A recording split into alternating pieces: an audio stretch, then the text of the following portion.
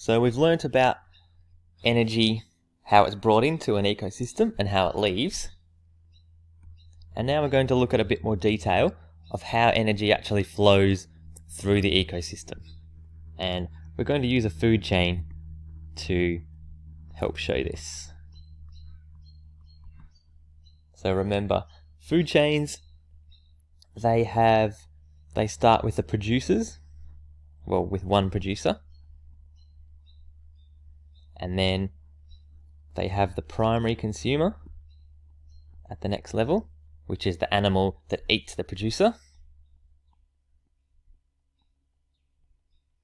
Then they have the second order consumer, the third order consumer, and sometimes they have a fourth order consumer as well, depending on the ecosystem. So remember that photosynthesis is how energy comes into every ecosystem.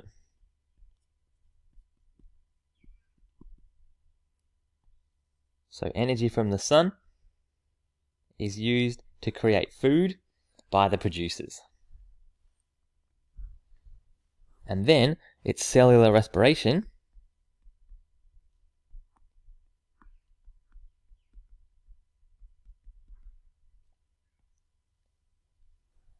where every organism uses that food and the energy in the food to help them live. And that's how energy leaves the ecosystem. So the grass, as it's growing and reproducing, it will do cellular respiration, and a little bit of the food that it made will leave the ecosystem as heat. But then a lot of that food energy is made into building the grass, making the leaves and the stems.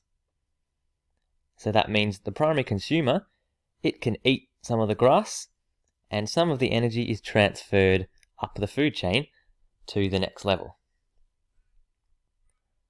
But while those grasshoppers are moving around and living their life, they use up a lot of their food with cellular respiration too. So there, some of their energy gets released as heat there.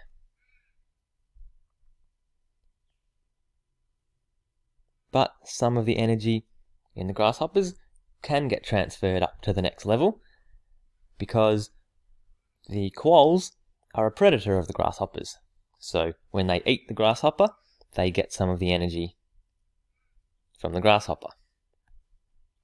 And again, as the quolls are going on, living their life, doing their thing, they release a bit of energy from heat because they're doing respiration too.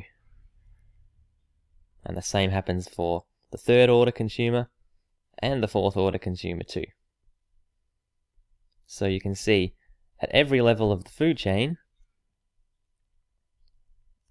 each organism does respiration and a little bit of energy is lost back into the environment. Because remember, once energy is converted into heat, it's lost to the ecosystem and it goes back to the environment.